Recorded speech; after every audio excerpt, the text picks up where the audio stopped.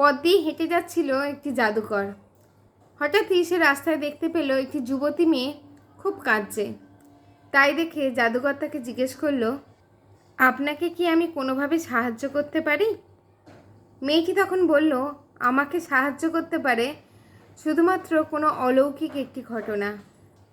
জাদুকর তখন বলল, অলৌকিক ঘটনা? এ তো আমার হাতের মুঠোয়। আমি আপনার 3টে ইচ্ছে পূরণ করে দিতে পারি।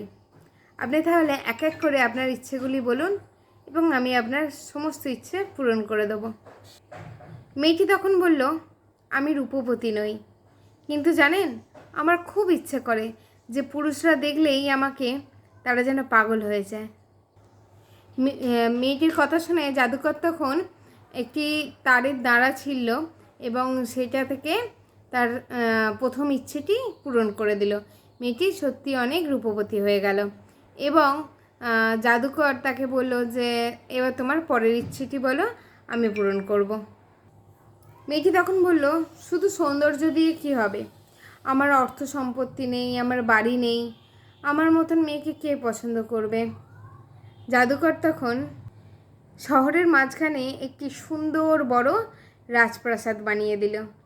এবার তার শেষ ইচ্ছাটি হলো, এবার মেয়েটি মনে মনে ভাবতে লাগলো যে শেষ ইচ্ছাটি সে যদি বলে যে আমি জাদুকরটিকে বিয়ে করি, তাহলে কেন এটা আমার শেষ ইচ্ছা কেন? আমি তাহলে সারা জীবন আমার যা কিছু প্রয়োজন হবে আমি এই জাদুকরের থেকে চেয়ে নিতে পারবো।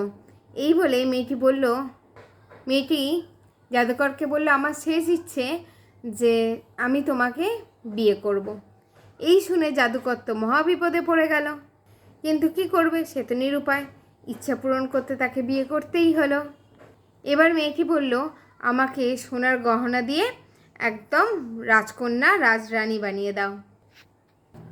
জাদুকর তখন সেই শুনে বলল, আমি তো আর কোনো ইচ্ছে পূরণ করতে পারবো না, কেননা আমি এখন নয়, আমি প্রত্যেক 5 বছর অন্তর অন্তর 3টি করে বর পাই এবং আমি সেটা আমার জন্য না, কোনো মানুষের জন্য সেটা পূরণ করে দিতে পারি।